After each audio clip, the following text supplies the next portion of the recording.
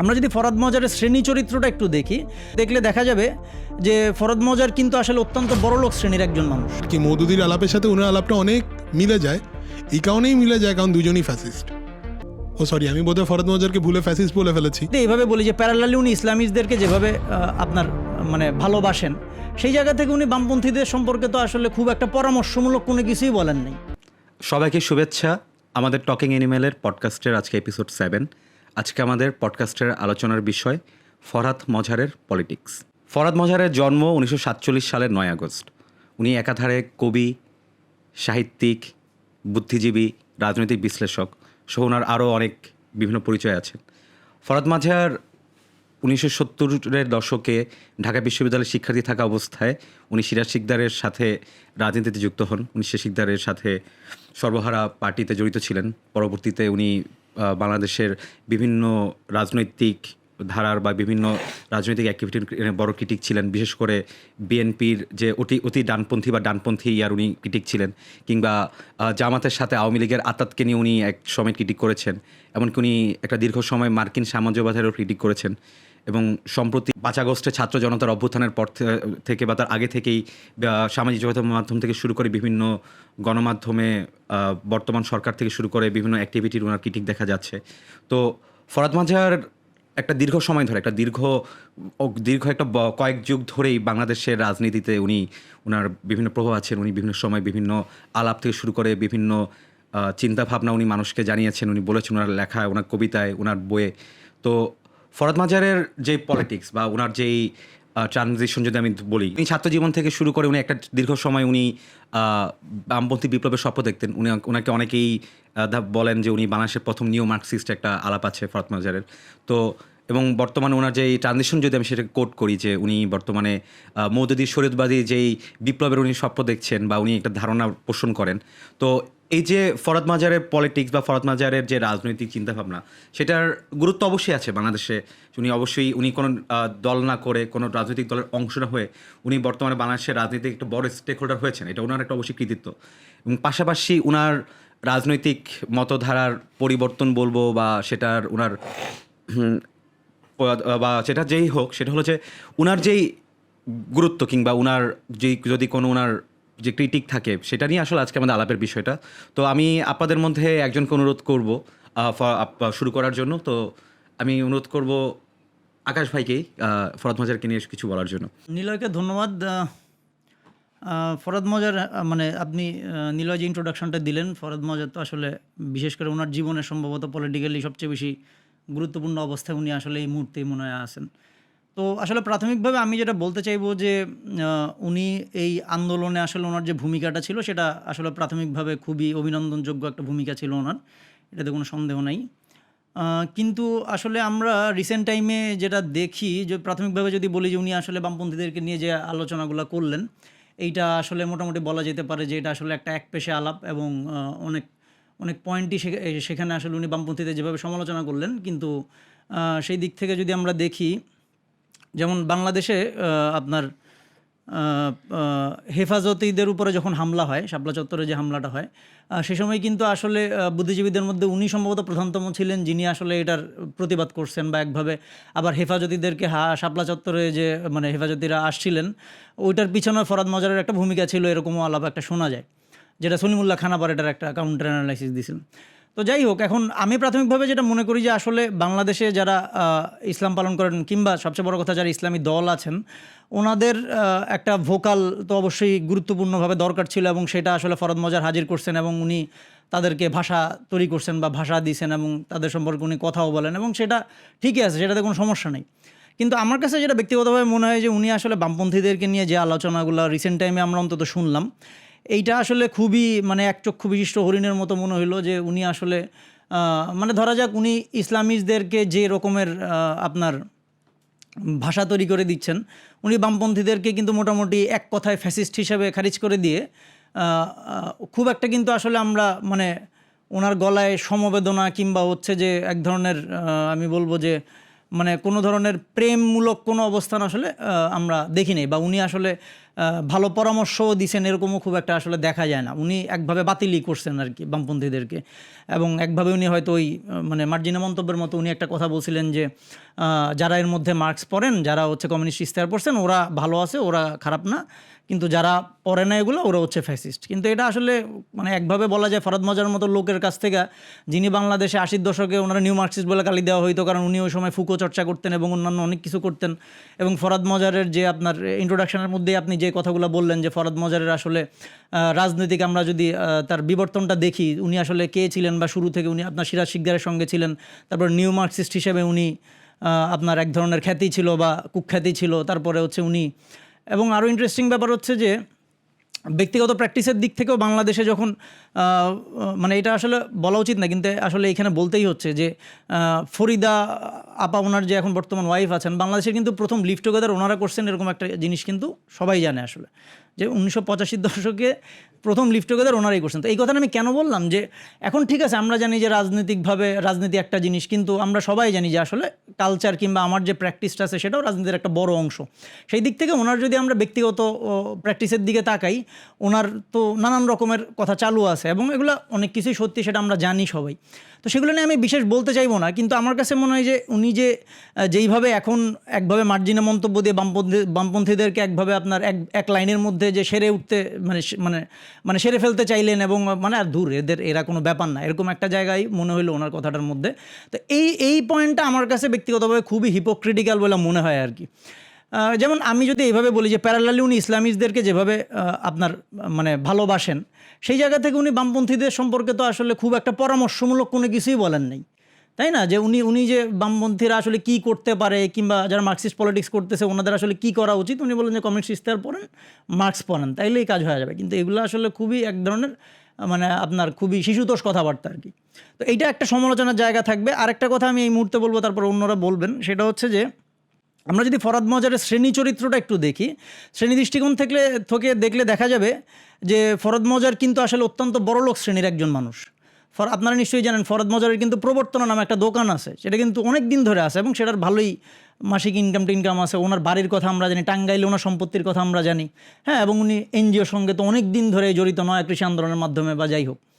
তো এই জায়গা থেকে দেখলে আসলে উনি বাংলাদেশের মেহনতি মানুষ বা কৃষক শ্রমিকের কথা, যেটা 80-র দশকে 90-র দশকে কিংবা সিরাজ শিকদারের টাইমে ওনাকে আমরা এই পলিটিক্যাল অবস্থায় দেখতে পাইছি, এখন কিন্তু আসলে আমরা সেই জায়গায় দেখতে পাচ্ছি না। উনি খুব শ্রেণী দৃষ্টিকোণ থেকে আসলে খুব একটা কিছু এখন বলেন বলে সেটা দেখা যায় না।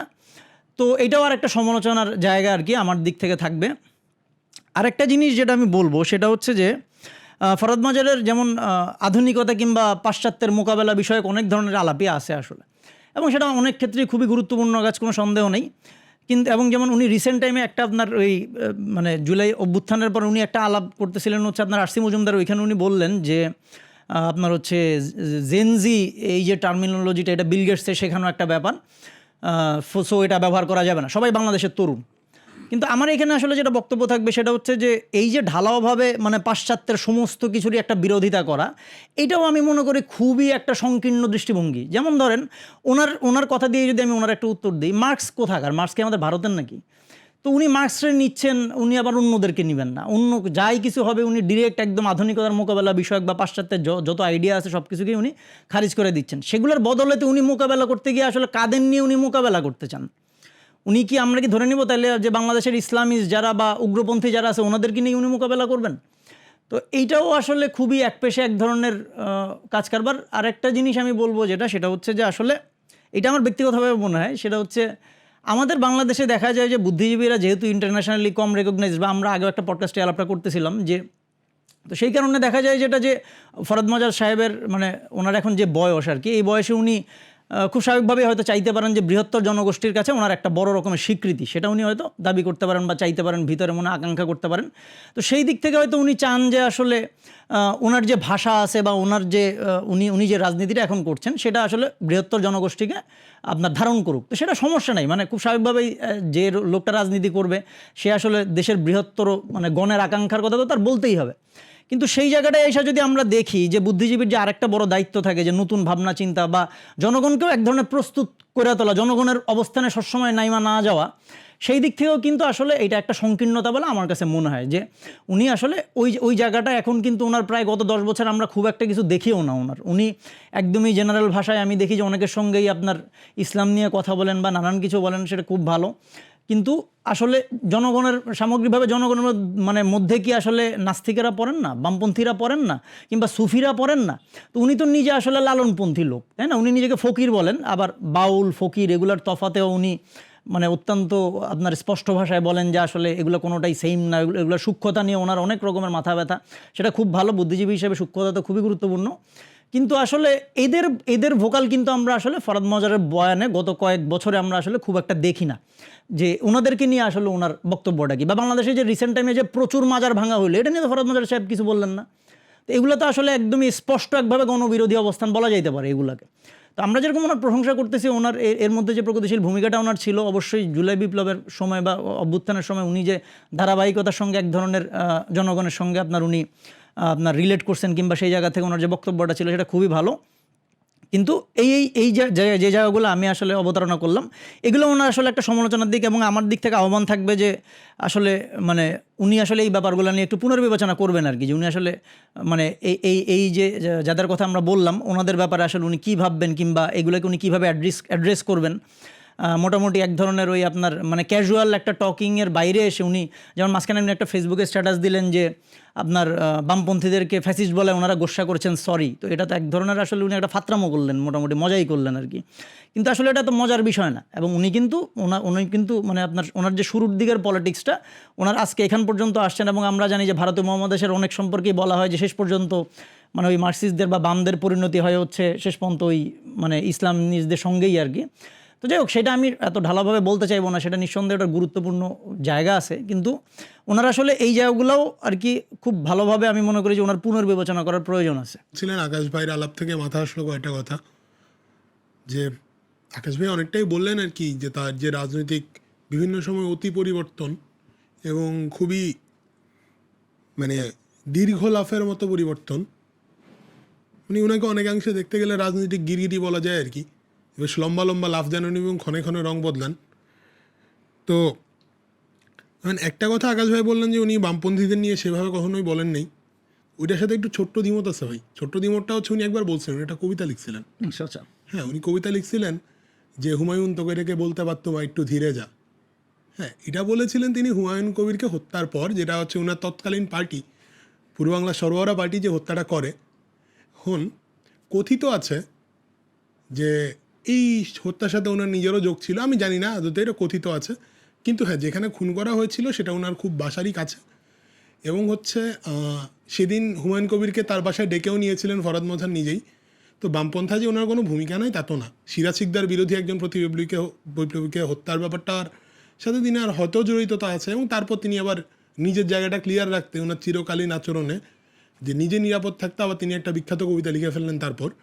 তারপর আমরা জানি উনি আমেরিকা চলে যান, একটু সময় আমেরিকা কাটান। আমেরিকা থেকে ফেরত আসার পরে উনি একজন বড় এনজিও সাথে একটা ব্যাপার হয়ে ওঠে, ওনার প্রবর্তনা হয়ে ওঠে।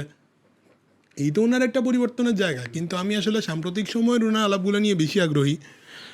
তো উনি একটা কথা বললেন যে আমাদের বামপন্থীরা মার্কস লেনিন পড়েনি, এ কারণে ওনারা ফার রাইটদের সাথে মিশতে পারেন না। হ্যাঁ, মার্কস লেনিন পড়লে তেমনটা হতো না। আমার কথা হচ্ছে উনি কি মার্কস অ্যাঙ্গেলসের রিলিজিয়ন সম্পর্কিত যে রচনাবলী সেটা পড়েছেন? আমার কথা হচ্ছে উনি কি লেনিনের যে ধর্মীয় আন্দোলন বা হচ্ছে ফ্যাসিবাদী আন্দোলন, ফার রাইট আন্দোলন সম্পর্কে লেনিনের যে বক্তব্য উনি সেগুলো পড়েছেন? আমার ধারণা উনি পড়েছেন। উনি খুবই বুজুর্গ মানুষ, ওনার মতো পড়ালেখা খুব কম মানুষের আছে। তো যারা পড়েন এবং না পড়েও মানে পড়ার পরেও হচ্ছে যদি তিনি এমনটা বলে থাকেন, আমি আশা করবো উনি পড়েছেন। যদি তেমনটাই বলে থাকেন তাহলে ওনাকে আমার আরও একটু সন্দেহ হলো আর কি, যে এর উদ্দেশ্য প্রণোদিত কি না এই কথাগুলো বলা। দেখুন, আমরা পৃথিবীর ইতিহাস যদি দেখি, দেখা যায় যে বামপন্থীদের উপর আক্রমণ আসা সেটা পৃথিবীর যে কোনো ফ্যাসিবাদী আন্দোলনের ক্ষেত্রে একটা কমন টেন্ডেন্সি। তো হিটলার যখন ক্ষমতায় আসে, আমরা তো হিটলারের ইহুদি বিদ্বেষের কথাটা জানি, কিন্তু ব্যাপারটা হচ্ছে হিটলারের প্রথম আক্রমণটা কোথায় আসে এবং হিটলার কোন রূপে আসেন? হিটলার হচ্ছে জার্মান সোশ্যালিস্ট ওয়ার্কার্স পার্টিকেই দখল করেন। তো ওয়ার্কার্স পার্টিকেই পরে ওনারা ন্যাশনাল সোশ্যালিস্ট পার্টিতে পরিণত করেন। তারপর ওনার প্রথম কথাটা কী ছিল? ওনার প্রথম আঘাতটা কিন্তু হচ্ছে বামপন্থীদের উপরই এসেছে, ইহুদিদেরও আগেই বামপন্থীদের উপরই অ্যাটাকটা আসে। এবং উনি কী অ্যাটাক করেছিলেন? এই একই অ্যাটাকগুলো করছিলেন, যে এই সমস্ত কিছুর জন্য বামপন্থীরা দায়ী, এই সমস্ত কিছু বামপন্থীরা বামপন্থীরা ইহুদিদের দালাল, এরকম বিবিধ কথা ওরা বলছে। এবার একই ধরনের কথা ফরহাদ মজ্জার এখন বলছেন। এখন এই বলাটার পেছনে আমরা যদি আমরা তো বহুকাল আসলে যেটা হচ্ছে একটু আমরা খুব জেনারেলাইজ করি তো এই রাজনৈতিক টার্মগুলোকে। দেখা যাচ্ছে আমরা বহুদিন যাবতীয় একটা টোটালিটারিয়ান একনায়কতন্ত্রকে আমরা ফ্যাসিবাদ বলে চিনেছি। সেখানে দাঁড়িয়ে যদি আমরা আদতেই ফ্যাসিবাদ কি এদিকে যেতে চাই, তাহলে দাঁড়াচ্ছে যে ফ্যাসিস্ট কর্মসূচির ক্ষেত্রে একটা খুবই গুরুত্বপূর্ণ পয়েন্ট থাকে যে আমার একটা কল্পিত বহিঃশত্রুর কথা, যে বাহির থেকে আমাকে সব কিছু ধ্বংস করে দিবে, এই কথাগুলো বলতে থাকা। এবং যে মানুষ থাকে, যে গণমানুষ থাকে, গণমানুষের মধ্যে যারা কিছু মাত্রায় হয়তোবা গণমানুষের সংগ্রামের কথা বলে, আমি বলছি না আমাদের দেশের বামপন্থীরা খুব গণমানুষের সংগ্রামের কথা বলছে, তবু এই যারা গণমানুষের সংগ্রামের কথা বলে তাদেরকে হচ্ছে জনশত্রু হিসাবে উপস্থাপন করতে চাওয়া, এগুলো হচ্ছে ফ্যাসিবাদী আন্দোলনের একদমই প্রাথমিক কিছু কাজকর্ম। এবং তারপর দেখা যায় কি, যে ইনভিজিবল হ্যান্ডস, অদৃশ্য শত্রু এবং এই ভেতরকার কথিত গণশত্রুদের বিরুদ্ধে গণ আন্দোলন গড়ে তোলা এবং হচ্ছে তাদের প্রতি গণঘৃণার ভিত্তিতে একটা প্রচণ্ড জনপ্রিয় একটা কর্মসূচি গড়ে তোলা, এটা একদম একটা basic root to a fascist movement. এরপর দেখা যাচ্ছে যে উনি আবার ইদানিং দেখলাম যে তিনি মিলিশিয়া আর্মি, বিপ্লব রক্ষা মিলিশিয়া আর্মির কথাও বলেছেন, যেটাতে অনেকে হচ্ছে রক্ষী বাহিনীর সাথে মিল পাচ্ছেন। রক্ষী বাহিনীর সাথে তো অবশ্যই মিল পাওয়া যায়, আমি চাইলে আরেকটু পিছনেও যেতে পারি। স্টর্মস ট্রুপার্স, হিটলারের বিখ্যাত দ্য এসএস গ্রুপ। এখন এই যে উনার সাম্প্রতিক কাজকর্ম আমরা দেখতেছি, অদৃশ্য শত্রুর কথা বলছেন উনি, গণশত্রুর কথা বলছেন উনি, প্যারামিলিটারি কথা বলছেন, একই সাথে উনি হচ্ছে প্রচণ্ড পপুলার সাপোর্টের কর্মসূচির কথাও বলছেন, এবং একই সাথে উনি আবার একটা বৃহৎ বাংলার আলাপও দিচ্ছেন। এবার এই বৃহৎ বাংলার আলাপ, হ্যাঁ, যে আমাদের পুরো একটা সভ্যতা ছিল সেটা আমরা দখল করব, আবার সব আমাদের হবে, এই একই আলাপ ধরেন হচ্ছে মুজোলিনি দিয়েছিলেন হচ্ছে রোমান সাম্রাজ্য পুনরুদ্ধারের, সেই একই আলাপ আমাদের থার্ড রাইখের হিটলার দিয়েছিলেন, যে তিনি ফার্স্ট রাইখ প্রতিষ্ঠা করবেন। ফরহাদ মজ্জারের এই যে অবস্থানগুলো, এই বক্তব্যগুলো, এগুলো যদি আমরা দেখতে চাই তাহলে খুবই টেক্সট বুক ফ্যাসিস্ট টেন্ডেন্সি। এখন একটা ফ্যাসিবাদী মুভমেন্ট করার জন্য ওনারা কেপেবল কিনা সে আলাপ খুবই ভিন্ন আলাপ, অনেক পরের আলাপ, কিন্তু ওই টেন্ডেন্সিটা আছে ওনাদের মধ্যে। এই যে একটা পরিস্থিতি, সেখানে আমাদের মনে রাখা দরকার আর কি, যে এক হতে পারে বয়স হয়েছে ওনার, প্রচুর বয়স, একটা বয়সের পরে মানুষ অনেক এলোমেলো বকেন। ফরহাদ মজ্জারও বকতে পারেন হয়তো, আমি উনি একজন বেশ ভালো কবি, একজন কবি হিসাবে আমি ওনাকে বেশ গুরুত্বপূর্ণ মনে করি। তো একজন কবির কাছে আমার চাহিদা থাকতে পারে যে তিনি একটা সময় ভুলভাল বকতেই পারেন, এটা কবিদের একটা বৈশিষ্ট্য। তবে একটা কথা এও সত্য যে ধরেন কবি, তারপরে ধরুন কবি হলেও উনি আসলে কবি হিসাবে তো অতটা রেনন্ড নন। ব্যর্থ কবি, ব্যর্থ চিত্রশিল্পী, এনাদের আসলে একটা ফ্যাসিস্ট হয়ে ওঠার প্রবণতা বেশি থাকে। তো এইরকম পরিস্থিতিতে আমি হচ্ছে যে যখন আমরা দেখছি আমাদের দেশে হচ্ছে এখন বিভিন্ন সংকট যাচ্ছে, আমরা একটা দীর্ঘ 15 বছরের কুখ্যাত ডিক্টেটরকে সরাইছি, এবং এর মধ্যে আমাদের মধ্যে যেটা অর্জিত হয়েছে সেটা হচ্ছে প্রচণ্ড জনঐক্য, যেটা হচ্ছে আমরা বোধহয় 90-এর পরে বা 90-তেও এতটা আমরা আজ পাইছি কিনা আমরা জানি না, প্রচণ্ড জনঐক্য। এই প্রচণ্ড জনঐক্যকে অনেকভাবে মিসলিড করা যায়। এবং ফরহাদ মজ্জার, আমি আবারও ওনার কাছে আশা রাখছি, উনি এগুলো বয়সের ভারেই বলছেন, কিন্তু যদি উনি সত্যিই কথাটা বলে থাকেন তাহলে ফরহাদ মজ্জারকে একটু ক্রিটিক্যালি আমাদের দেখা জরুরি, কারণ ফ্যাসিবাদ কখনো শত্রু হিসাবে আসে না, বন্ধুর চেহারাতেই আসে, এবং সেটা জোর করে আসে না, আমরাই আনি। আরেকটা যে বিষয়, যে মওদুদি লাইনের যে আলাপটা, উনি ঠিক মওদুদিপন্থীও ঠিক নন, তারপরেও আর কি মওদুদির আলাপের সাথে ওনার আলাপটা অনেক মিলে যায়। এই কারণেই মিলে যায় কারণ দুজনই ফ্যাসিস্ট। আমি বোধহয় ফরহাদ মজ্জারকে ভুলে ফ্যাসিস্ট বলে ফেলেছি। হতে পারে তিনি ফ্যাসিস্ট, আমি আশা রাখবো উনি কেবলমাত্র ব্যর্থ কবি হিসাবেই থাকতে চাইবেন, ব্যর্থ চিত্রশিল্পীর মতো হয়ে উঠতে চাইবেন না। এই যে আমাদের এখানে বিভিন্ন সময় আমরা তো মানে গণহত্যা আমরা দেখছি, বিভিন্ন রকমের গণহত্যা দেখছি। ফরহাদ মজাররা যেরকম হচ্ছে যে আমাদের শাপলা চত্বরে যেই গণহত্যা, এখানে একটা সমস্যা আছে, আমাদের এখানে ওয়ার্ডিংয়ে একটা সমস্যা হয় যে genocide, massacre, mass killing, lot of killing সব কিছু করিয়ে বাংলা আমরা করে রাখছি গণহত্যা। এটা ঝামেলা। তো তারপরেও আর কি, যেখানে যে হত্যাযজ্ঞটা চলে সেটা নিয়ে ফরহাদ মজার একটা ভালো ভূমিকা রাখছেন, ওই সময় কথা বলছেন, খুব কম মানুষই বলছেন। দেখা যাচ্ছে অন্য অপরাপর অনেক গণহত্যা নিয়ে সেভাবে কথা বলেন না হয়তোবা। তো সেটা গুরুত্বপূর্ণ না, গুরুত্বপূর্ণ হচ্ছে যে ভবিষ্যতে যদি গণহত্যা না হয়, ভবিষ্যতে যেন মাস কিলিং না হয়, সেটা খুবই জরুরি বিষয়। যে শ্রমিককে কীভাবে ডিল করতেছেন এটা খুবই গুরুত্বপূর্ণ।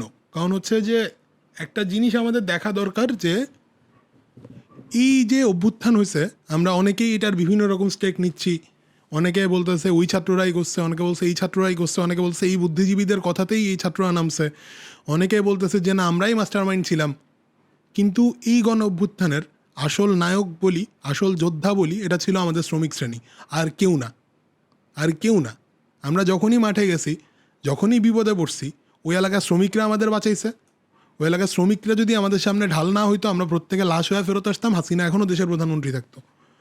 এই শ্রমিকরা আমাদের বাঁচাইছে। এই শ্রমিকদেরকে যদি আমরা বলি যে এরা হচ্ছে যে মানে এখন কি জানি আওয়ামী লীগ হয়ে ফেরত আসছে, এরা এর দালাল, এরা এর দালাল, এরা কোথায় ছিল? হ্যাঁ, যদি এই প্রশ্ন আসে শ্রমিকরা 13 বছর কোথায় ছিল, তাহলে আমার পাল্টা প্রশ্ন যাবে এটা, আপনারা এই 15 বছর কোথায় ছিলেন? কারণ আমি দেখছি এই সময়ে শ্রমিকরা গুলি খেতেছে, শ্রমিকদের লাশ গুম হয়ে যাচ্ছে। মানে ব্যক্তিগত আলাপানা ঠিক না, কিন্তু মাহাতির ভাই আপনার মনে আছে আমি আপনি একসাথে লাশ খুঁজতেছিলাম একবার, কোথায় গুম করছে তাদেরকে। তো যখন আমি দেখলাম যারা বলতেছে শ্রমিকরা কোথায় ছিল, আমার ওই দিনটা বারবার মনে পড়তেছে যে আমি একটা বার একটা হাসপাতালে যাচ্ছি, কোথায় গুম করছে তাদেরকে এটা জানতে। এটা শ্রমিক আন্দোলন করে। এটা শ্রমিক আন্দোলনের সময়, এটা হচ্ছে ইয়াতে, বাড্ডাতে, বাড্ডাতে না, এটা হচ্ছে ইয়াতে বাড্ডা না, এই যে সাভারের এই জায়গাটা না? উলাইল বাজারে, উলাইল বাজারে। উলাইল বাজার। যদি উনি উনি এই কথা যদি আবারও বলার ধৃষ্টতা কখনো দেখায়, উনি ওই মুহূর্তে নিজে গণশত্রুতে পরিণত হবেন, আমাদের উপদেষ্টা। এবং এখনও যেটা বলছেন এটা ক্ষমার অযোগ্য কথা। উনি যদি বলেন যে উনি 13 বছর কোথায় ছিল, এটা ক্ষমার অযোগ্য কথা। হ্যাঁ, উনি ব্যুরোক্রেসি নিয়ে যেখানে আলাপটা হওয়া দরকার, ফরহাদ মজার কিছুটা করেছেন। ওই সিভিল ব্যুরোক্রেসি নিয়ে কি আলাপ ওই পরিমাণ হচ্ছে যতটা আমরা হচ্ছে বিভিন্ন জায়গায় জুজুর ভয় দেখাচ্ছি? আমরা আমাদের যে শ্রমিক শ্রেণী, যে আমাদের আসলেই বিপ্লবী একটা শ্রেণী, তাকে যখন আমি গণশত্রু বানাতে চাইছি, সেখানে আদতে যারা গণশত্রু আমি তাদের নিয়ে কি কোনো কথা বলছি? হাসিনার আমলে আমরা হাসিনার আমল করি। হাসিনার আমল একলা হাসিনা কোনো কিচ্ছু না, ওখানে ওদের পুরো দলটা, হাসিনা তার আওয়ামী লীগকেও দুর্বল করছে। এবং সেটা করার কারণ ছিল তার হচ্ছে দুর্নীতিবাজদের একটা ঐক্য প্রয়োজন হয়েছিল। এবং এই ঐক্য শুধুমাত্র পার্টির না, পার্টির এবং আমলাতন্ত্রের এবং অলিগার্ক ব্যবসায়ীদের, এই 3 শ্রেণীর দুর্নীতিবাজ একত্র হয়ে একটা সামরিক আমলাতন্ত্রের, এই 4 শ্রেণীর দুর্নীতিবাজ এরা একত্রে একটা সরকার করছে, যেটা আদতে আওয়ামী লীগের সরকার না, যেটা বিএনপির সরকার না, যেটা হচ্ছে দুর্নীতিবাজদের সরকার। এই সিভিল ব্যুরোক্রেসি নিয়ে যেখানে আমাদের উপদেষ্টাদের কাজ করা দরকার, সেখানে তারা শ্রমিকদেরকে বলছে তারা 13 বছর কোথায় ছিল, যারা এই 13 বছর যাবৎ গুলি খেয়েছে। এবং তাদের অনেকের লাশ আমাদের শ্রমিক ভাইদের, শ্রমিক বোনদের, তাদের পরিবার পায় নাই। রানা প্লাজা যে আওয়ামী লীগ আমলেই হয়েছে, সে রানা প্লাজায় এখন আমি জানি না আছে কি না, 2019-20 পর্যন্ত আমি দেখতাম মানুষ ছবি নিয়ে দাঁড়ায় আছে নিখোঁজ। এই নিখোঁজটা কোথায় গেছে? এই নিখোঁজের মানে আমার কাছে মনে হয়েছিল বোধহয় লাশ সহ মাটি চাপা দিছে। এখন কেউ তো লাশ পাইছে, কেউ তো লাশই পায়নি। যারা লাশ পাইছে তাদের অর্ধেক কেটে কেটে আনছে। এবার রাষ্ট্রীয় বাহিনী গুলি করছে। আমি জানি না ওনারা জানেন কিনা, শিল্প পুলিশ বলে একটা জিনিস আছে। শিল্প কারখানাতে আমাদের মতো এত আদর করে আন্দোলন করতে দেয় না, তারা গুলি করে সোজা, এবং ওই লাশটাও খুঁজে পাওয়া যায় না। এখন মানে এই কথাটা অবশ্য আমি খুব অবাক হইনি কারণ যে হাসিনা গুলি করতো, যে হাসিনার বাপও গুলি করতো শ্রমিকদের উপরে, হ্যাঁ, সেই হাসিনার বাপ, তাদের যে শ্রেণী অবস্থান আর এই যে আমাদের উপদেষ্টাদের শ্রেণী অবস্থান, এর তো কোনো তফাৎ নাই, তারা কেউই তো ওয়ার্কিং ক্লাসের পক্ষে কথা বলা মানুষ না। এবং মানে তারা ওই দেখা যাচ্ছে সেই অলিগার ক্লাসের সাথেই তাদের এখনও বন্ধুত্ব। আমরা দেখতে পাচ্ছি যে সায়েম সোভান আনবির অলরেডি আবার তার দল পাল্টায় নিতেছেন। তারপর আমরা আমেরিকান পুঁজি আমাদের এখানে এখন ঢুকছে চাইনিজ পুঁজির জায়গায়, এনজিও উঠতেছে। হ্যাঁ, মধ্যবিত্ত শ্রেণীর একটা খুব লাফালাফি হচ্ছে। শ্রমিক সেখানে নাই আর কি। শ্রমিক হচ্ছে এখন হয়ে গেছে যে তারা আওয়ামী লীগ, শ্রমিক হয়ে যাচ্ছে যে তারা দেশে অস্থিরতা করতে চায়। তো আমি জানি না আসলে অস্থিরতা কাকে বলে এইসব প্রশ্নে। একবার আমি বলছি যে 15 বছর আমরা কথা বলতে পারছি না, এবার যখন 15 বছর পরে আমরা মানুষ কথা বলার কথা আসতেছে, তখন কথা বললে বলা হচ্ছে যে সে আওয়ামী লীগের দুঃশাসনের অংশ। তো আমরা যে গুলির সামনে দাঁড়ালাম, আমাদের শ্রমিকরা দাঁড়ালো, আমাদের উপদেষ্টারাও দাঁড়িয়েছিলেন, ছাত্র উপদেষ্টারা ফর দ্য ক্লিয়ারেন্স। তো আমরা সবাই তো এই আশা নিয়ে দাঁড়িয়েছিলাম বোধ হয়, সম্ভবত, যে আমাদের কোনো একদিন আর এই প্রশ্নটা শুনতে হবে না যে আপনি কারা, আপনি কেন কথা বলছেন, আপনি প্রগতির বিরুদ্ধে কেন যাচ্ছেন। সেই জিনিস যদি আওয়ামী লীগের থেকে হাত সরে এখন ছাত্র আন্দোলনের প্রতিনিধিদের মুখ দিয়ে আসে, তাহলে তার আর আওয়ামী লীগের মধ্যে কোনো তফাৎ থাকে না। এবং মূলত আওয়ামী লীগ আর ওদের যে আদতে কোনো শ্রেণীর তফাৎ নাই, সেটা এখান থেকে খুব পরিষ্কার হয়। মানে ফ্যাসিবাদ তো কখনো জনবিচ্ছিন্নভাবে আসে না, প্রচুর জনসাপোর্টে আসে, এবং সচরাচর সেটা মধ্যবিত্ত শ্রেণীর হাত ধরে আসে, অলিগার্কদের সাপোর্ট নিয়ে আসে।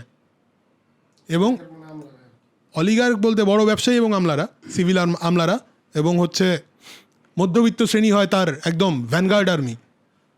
এখন তাদের এইটা জিনিস মনে রাখা দরকার, হ্যাঁ, যে শ্রমিকের বিরুদ্ধে যদি তারা কখনো এভাবে দাঁড়ায়, শ্রমিকের বিরুদ্ধে যদি হয়, তাহলে তারাই গণশত্রু হবে।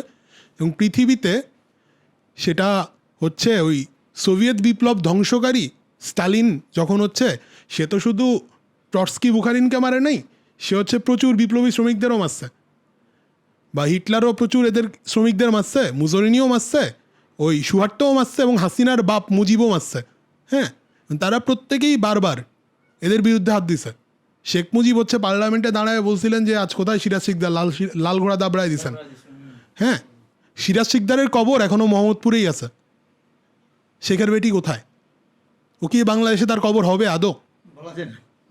সিরাজ শিকদারের কবর এখনও মোহাম্মদপুরে আছে, মানুষ জানে ওটা সিরাজ শিকদারের কবর। পৃথিবীতে কোনো ফ্যাসিবাদ শ্রমিকদের লাল দুর্গের সামনে দাঁড়াইতে পারে নাই। যদি এরা মনে করে তারা শ্রমিকের বিরুদ্ধে দাঁড়াবে, ফ্যাসিবাদী হয়ে দাঁড়াবে, শ্রমিকের লাল দুর্গ ওদেরকে থাকতে দিবে না। আমি যেটা আসলে এখন একটু জেনারেল একটা কমন সেন্সিক্যাল জায়গা থেকে যেটা বলতে চাইবো, সেটা হচ্ছে যে আমরা আসলে কৃষক শ্রমিকের কথা এত বলতেছি কেন আসলে, সেটা বামপন্থী ডানপন্থী ওসব আপনি ফালায় দেন। মূল জিনিসটা হচ্ছে ভাই, পৃথিবীতে আসলে যে কোনো সরকারই আসুক, সেটা আওয়ামী লীগ সরকার আসুক, এই যে এখন উপদেশটা আমাদের একটা গণ অভ্যুত্থান হলো, আমরা বিপ্লবও বলতেছি সেটারে, তো এইখানে সবচেয়ে আসলে খারাপ অবস্থায় কারা আছে হচ্ছে আসলে যারা গরিব মানুষ। গরিব মানুষই সারা জীবন সবসময় সবচেয়ে বেশি খারাপ অবস্থায় থাকে। এই কারণেই কিন্তু এত কথা আসলে। আমরা মার্কসিস্ট রাজনীতি, বামপন্থী রাজনীতি ওইসব ফালায় দেন আপনি এখন চিন্তা করেন, এই যে মুভমেন্টটা হইলো, এই যে একটা হাসিনা পড়ে গেল, এর মোটামুটি কিছু সুফল আমরা পাচ্ছি অলরেডি। আমাদের তেলের দাম কমছে, হেনা তেনা বহুত রকমের কিছু কিছু সফলতা তো আমরা অলরেডি দেখতেছি। মেট্রো চালু হয়ে গেছে, ঢাকা শহরের লোকজন খুব খুশি। কিন্তু আসলে শ্রমিকদের কি লাভ হলো ভাই? আমাদের এই যে উপদেষ্টা আসিফ যখন জেনারেলি এখন গিয়ে বলতেছেন যে আপনার এই শ্রমিকরা কারা, হ্যাঁ ঠিক আছে, বিপ্লবের পরে প্রতি বিপ্লবের একটা আশঙ্কা থাকে, বিপ্লবের পরে আপনার যারা শত্রু আছে তারা বিভিন্ন পদ্ধতিতে এসে আবার আগের অবস্থায় তারা হাজির হইতে চায়, খুব ভালো কথা। কিন্তু এই জিনিসগুলো আসলে ভুলে গেলে চলবে না, যে এখন যদি আমরা ধরেন কেউ আইসা, যেটা কায়েস বললেন, যে আমরা যদি এখন আমাদের কথা বলি, কথা বলার আগে সবার আগে যদি ট্যাগ খাওয়া লাগে, তাহলে তো এটা আওয়ামী লীগ হাসিনার শাসনের মতোই তো একটা অবস্থা দাঁড়ালো। তাহলে কী চেঞ্জ হলো আসলে? তো সেই দিক থেকে আমি বলবো যে এইসব বিষয় আসলে ঢালাওভাবে মন্তব্য করার দুঃসাহসিকতা আসলে দেখানো উচিত না। কারণ সবচেয়ে বেশি কষ্টের নিপীড়নের মধ্যে আসলে গরিব মানুষই থাকে সবসময়। বাংলাদেশের কৃষক শ্রমিক মেহনতি যে মানুষরা আছে ওনারা থাকেন। সো এই জিনিসগুলো আমাদের ওই আপনার বামপন্থা ডানপন্থা এত কিছু দিয়ে চিন্তা করার দরকার নেই।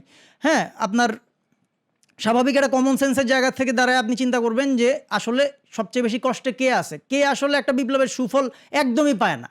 সেই জায়গায় দাঁড়ায় আপনি দেখবেন যে আসলে সবসময় এটা ইতিহাসে যেই সরকারই আসুক, ওই আপনার কৃষক শ্রমিকরাই থাকে। এবং আমাদের সমালোচনাটার জায়গাটা এটাই আসলে মূলত, যে ফরহাদ মজার একসময় মার্কসিস্ট ছিলেন, কিন্তু উনি আসলে এগুলো নিয়ে স্পেসিফিক কোনো কিছু আমরা এর মধ্যে ওনারা আসলে বলতে শুনিনি।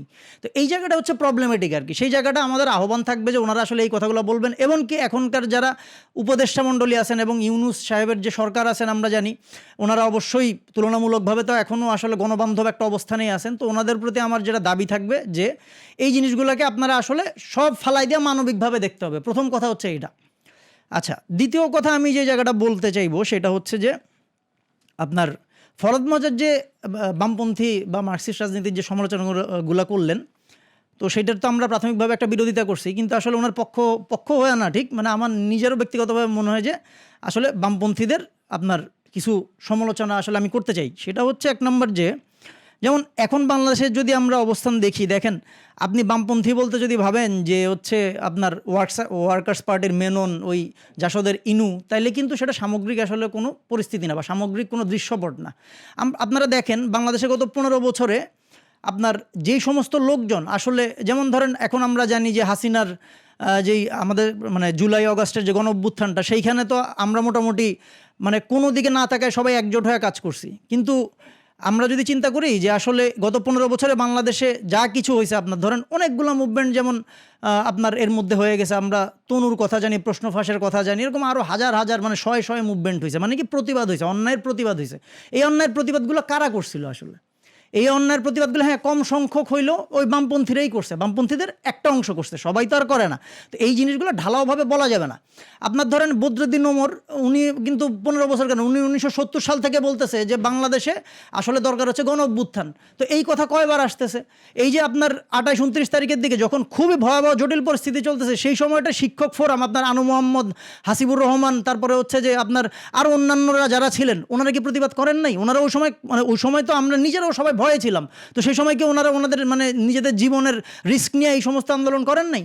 তো আমরা তো দেখলাম না উপদেষ্টা মণ্ডলীতে তাদের কাউকে রাখা হয়েছে, বা সেই কথাগুলো নিয়ে তো, কিংবা সবচেয়ে বড় কথা যেটা কায়েস বললেন যে আমরা জানি 5 তারিখে আপনার সাভারে, আমি যেহেতু জাহাঙ্গীরনগর বিশ্ববিদ্যালয়ে পড়াশোনা করি, ওইদিকের খবর আমি খুব ভালোই জানি। যখন জাহাঙ্গীরনগরের পোলাপান আপনার সাভারের দিকে আসতেছে, সেই সময় আপনার ওই সাভারের যে এমপি আছে, ওই শুয়োরের বাচ্চাকে আপনার প্রোটোকল দেওয়ার জন্য পুলিশ বাহিনীর সমানে যেগুলি করে 30-40 জনকে ফালাই দিল, তারা কারা ছিল? তারা ছিল শ্রমিক। সেই কথা তো আমাদের আসিফ নাহিদরাও বলেন নাই। সেই কথাটা কি গভর্নমেন্টের মধ্যেও কেউ বলছেন এখন পর্যন্ত? আমরা যখন প্রথমে আপনার 260 জনের একটা লিস্ট পাইলাম, সেইখানে আপনার 70-এর উপরে ছিল শ্রমিক। এই কথাগুলো কে বলবে? এই কথাগুলো তো কোথাও বলা হচ্ছে না। তো আপনার ওই শ্রমিকদের স্টেক নাই, খালি ছাত্রদের স্টেক আছে, এই কথাগুলো হচ্ছে সম্পূর্ণ ভুয়া কথাবার্তা। এই জায়গাগুলো আমাদের একটু ভালো মতো অনুধাবন করা দরকার যে আসলে ত্যাগ তিতিক্ষাটা কারা করছে, বা নিঃসন্দেহে সবাই করছে, এখানে তো আসলে দলাদলি করার কোনো সুযোগ নেই। কিন্তু আপনি ওনারা গরিব বইলা, মিডিয়া ওনাদের কাছে যায় না বইলা আপনি পুরো জিনিসটাই বাদ দিয়ে দিবেন, তা হবে না। তো সেটা আমাদের আজকে এই জায়গাটা থেকে আমাদের আহ্বান থাকবে যে গভর্নমেন্টের এই জায়গাগুলো নিয়ে আপনার স্বীকৃতি থাকতে হবে। সবাই যেরকম আবু সাঈদের কাছে যাচ্ছেন, আবু সাঈদের বাড়িতে যাচ্ছেন, মুগ্ধর কথা আমরা সবাই জানতেছি, ফায়াজের কথা জানতেছি, খুব ভালো সেটা, কারণ তাদের ডেডিকেশন আছে, তারা মারা গেছেন। কিন্তু এরকম শ্রমিকদের কথা তো আমরা কোথাও শুনতেছি না। শ্রমিকদের নিয়ে তো কোনো আলাপই নেই, কৃষকদের নিয়ে তো কোনো আলাপই নাই। তো সেই জায়গাটায় কি তাহলে আমরা ধরে নিব কি যে বাংলাদেশে এখন নতুন গণঅভ্যুত্থান বিপ্লবের পরেও আগের অবস্থানটাই টিকে থাকবে? তাহলে লাভ হইল কি ভাই? তাহলে তো এই জায়গাগুলো তো সামগ্রিক কোনো আসলে মানে দৃষ্টিকোণ থেকে আমরা তো বিষয়গুলো দেখতেছি না। আচ্ছা, আরেকটা জিনিস, আমি যে জায়গাটায় ছিলাম সেটা হচ্ছে যে আমার কাছে যেটা ব্যক্তিগতভাবে মনে হয় যে আসলে বাংলাদেশে অ্যাভারেজে যারা আপনার মানে বামপন্থী রাজনীতির মধ্যে যারা মোটামুটি একটা প্রগতিশীল অবস্থানে আছেন, ওনাদেরও আসলে রাজনৈতিকভাবে অনেক রকমের সংকট আছে, আমরা জানি যে এগুলো তো থাকেই। কিন্তু যে জিনিসটা আমি আসলে প্রাথমিকভাবে কয়েকটা পয়েন্ট বলতে চাইবো। একটা পয়েন্ট হচ্ছে যেমন বাংলাদেশের মোটামুটি অন্যান্য যারা রাজনীতি করেন ওনাদের মতো বামপন্থীরাও মোটামুটি ট্যাগ ভিত্তিক একটা রাজনীতি করেন, যে ট্যাগ দিয়ে দিলাম, এই ট্যাগ সেই ট্যাগ, উনি তো বিচ্যুত, উনি তো এই সেই হ্যান ত্যান। সব কিছুর আগে ভাই একটা কথা আছে, সকল ইডিওলজি, আমি বামপন্থী না ডানপন্থী না কি, এর আগের কথাটা হচ্ছে ভাই যেখানে অন্যায় হচ্ছে, যেখানে নিপীড়ন হচ্ছে, আপনার তার পক্ষে দাঁড়াইতে হবে। এইটা হচ্ছে প্রথম কথা। কারোর উপরে জুলুম করা যাবে না, এটা কোরআনের বাণী। কোরআনের বাণী না, কোরআনে এই আয়াত নাই যে একটা মানবকে হত্যা করলো সে যেন সমগ্র মানব জাতিকে হত্যা করলো, এই আয়াত কি নাই?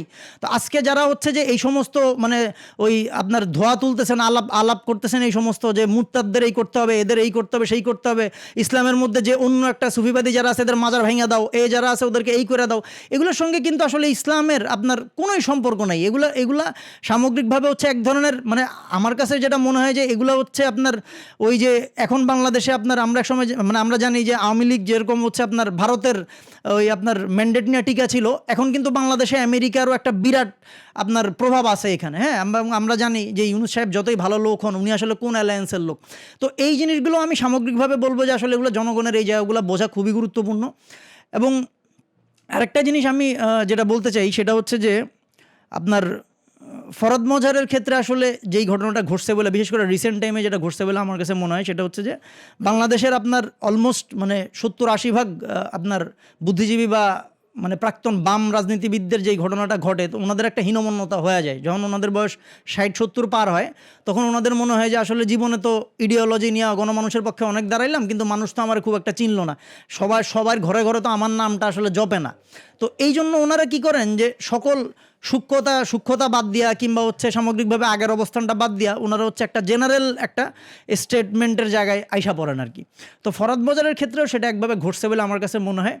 এবং আমি মনে করি যে আসলে বাংলাদেশে আমরা জানি যে ঐতিহাসিকভাবে যদি আমরা বাংলাদেশের আসলে মানুষের চরিত্র দেখি, যেমন ধরেন আমি মনে করি যে বাংলাদেশের আসলে সামগ্রিকভাবে বাংলাদেশের সকল মানুষ বলতে প্রায় 90-95% মানুষের আসল প্রতিনিধিত্বটা আসলে করছিলেন হচ্ছে মাওলানা ভাসানী।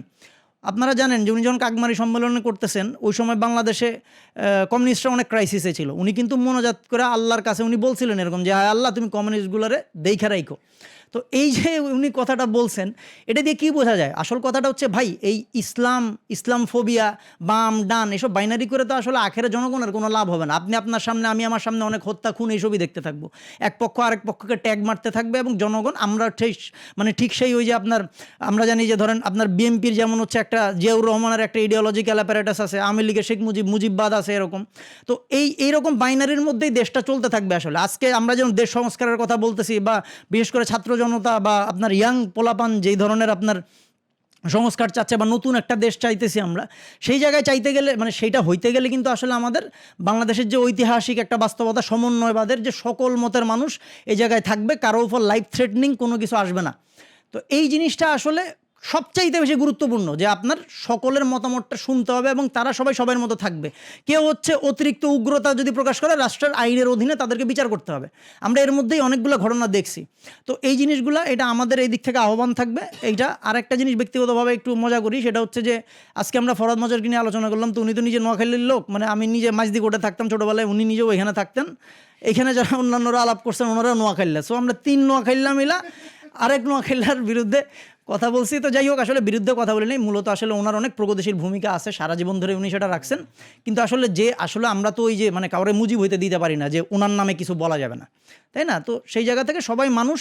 এবং কি আপনার আরও একটা কথা যে আসলে বুদ্ধিজীবীদেরকে অতিরিক্ত গুরুত্ব দেওয়ার কিছু নাই আর কি, বরঞ্চ জনগণের বুদ্ধিজীবী হওয়ার চেষ্টাটা করতে হবে যে সামগ্রিকভাবে আমি নিজে যেন ধরতে পারি আসলে যে অবস্থানটা কি, তাই না? মানে এখন যে আমরা জানি যে এখন পুঁজিবাদের যে অবস্থাটা পৃথিবীতে কিংবা আপনার আমাদের দেশের মধ্যে যে অবস্থা, আমরা ফেসবুকে প্রতিদিনই 100টা ইনফরমেশন পাচ্ছি, একের সময় এক একটা জিনিস মনে হয়। তো এই জিনিসগুলো আমরা নিজেরা যেন আসলে একটু ধরতে পারি নিজেরাই, হ্যাঁ, আরেকজনের মুখাপেক্ষী না থাকে, সেই জায়গাটা থেকে আমাদের হচ্ছে আসলে এই জিনিসগুলো বোঝাপড়াটা খুবই জরুরি। এবং এই দিক থেকে আর কি আমাদের নিজেদের এক ধরনের মানে বুদ্ধিজীবী হয়ে ওঠার চেষ্টাটা করা যাইতে পারে আর কি।